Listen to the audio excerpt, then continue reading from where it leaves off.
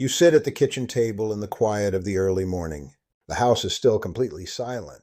You slide your left arm through that familiar gray nylon sleeve, pull the Velcro tight until it bites slightly into your skin, and press the start button on the little plastic machine. You feel the mechanical squeeze building pressure, tight enough to be uncomfortable, and you wait for the numbers to flash on the screen. Maybe they show something like 130 over 82. You let out a quiet breath of relief, take your morning pill with a glass of water, and assume everything is fine. You assume the medication is fixing the problem. I am Harold Bennett. I am 81 years old. I spent my working years in community health education back in Ohio, trying to translate complex medical realities into plain English for folks working double shifts in manufacturing plants. Today I live in Scottsdale, Arizona. A few years ago, I found myself sitting at my own kitchen table, staring at those exact same numbers on my monitor. My doctor was pleased. The medication was keeping the numbers down. But whenever I stood up too quickly from my armchair, the room would spin. I felt a constant heavy fatigue pulling at my shoulders by 2 in the afternoon.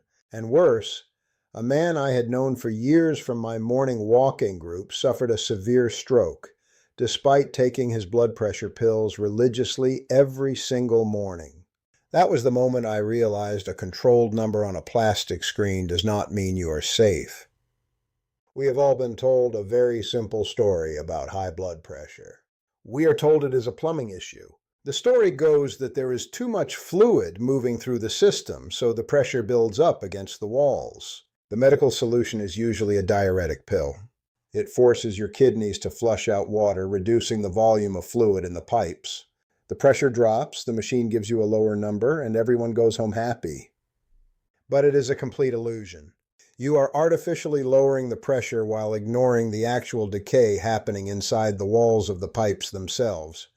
I was out in my backyard one blistering July afternoon, trying to uncoil a green rubber garden hose that had been sitting in the Arizona sun for 3 straight years.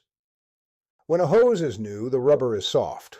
It stretches and expands when the water rushes through it, absorbing the force. But this old hose had turned rigid and brittle. When I turned the spigot on, the water hammered against the stiff walls and the hose cracked right down the middle. That cracked hose is exactly what happens inside our bodies. The problem is not the water volume. It is the loss of flexibility. Our arteries are turning to rigid bone, and no prescription pill on earth can make a brittle hose flexible again. I brought this up on a Sunday phone call with my daughter Laura, who works as a registered nurse over in Phoenix. She confirmed what I suspected and explained the first piece of the puzzle. The inside of every blood vessel in your body is lined with a protective coating thinner than a sheet of tissue paper. Think of it exactly like the non-stick coating on a frying pan. Margaret, my late wife, had a skillet she absolutely loved. As long as that coating was perfectly intact, you could cook anything and it would slide right off. But the moment someone used a metal spatula and scratched that surface, everything began to stick and burn. Laura explained that our modern lifestyle acts like a wire brush on the delicate non-stick coating inside our arteries. Every time your blood sugar spikes from eating refined bread or pastries, and every time chronic inflammation builds up, that protective layer gets stripped away. Once the bare wall of the vessel is exposed, cholesterol and inflammatory cells immediately stick to it, forming plaque.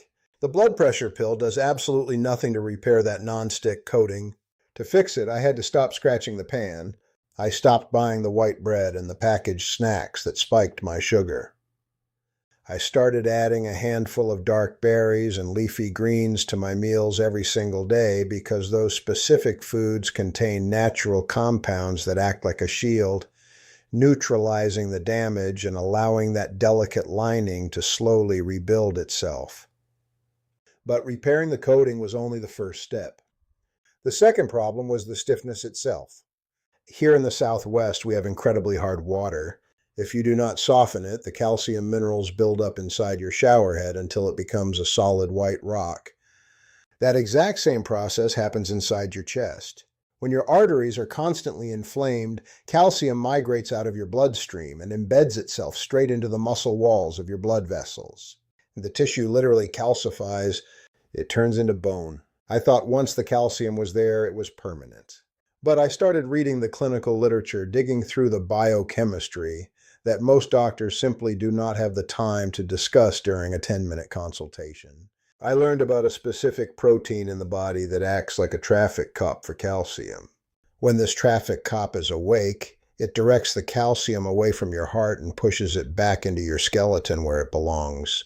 But this protein only wakes up if it gets the right fuel. That fuel is vitamin K2 and magnesium.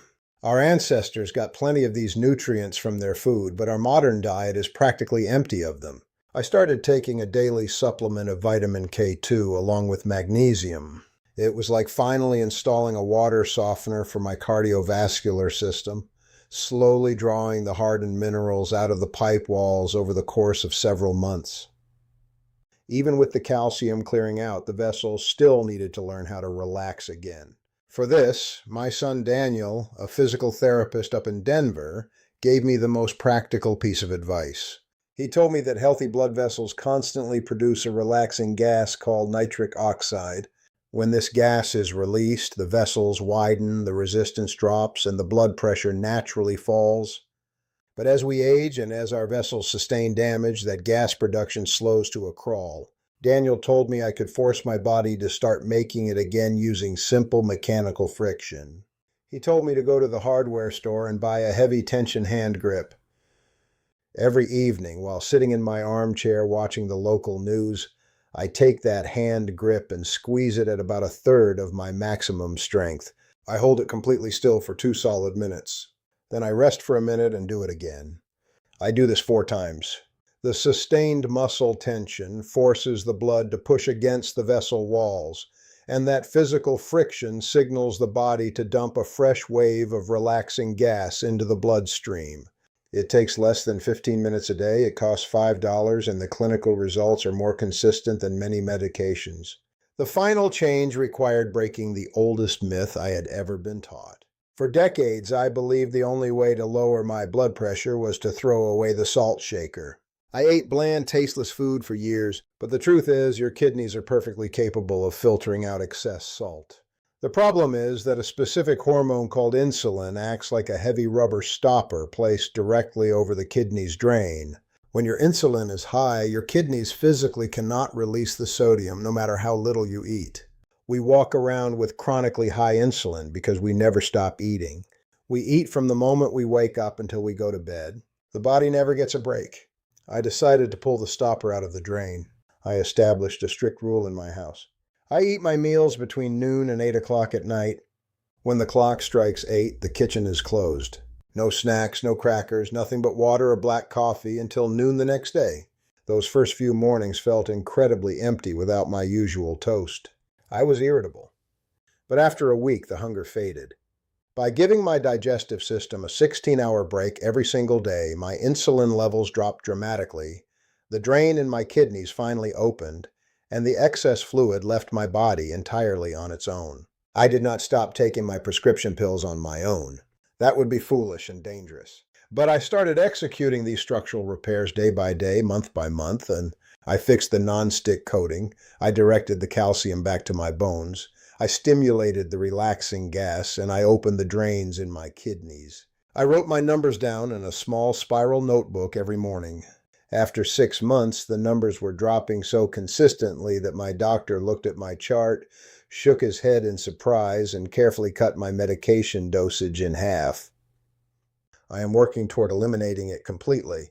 After 60, the things we ignore are exactly the things that will take our independence away. High blood pressure is not a natural consequence of getting older, and it is certainly not a permanent life sentence. It is a loud, flashing signal that your foundation is under severe structural stress. The body does not ask twice in the same way. Do not wait for a stroke to realize the pipe was brittle. You have the tools now, and you still have time to get this right. Take care of yourself, and I will see you next time.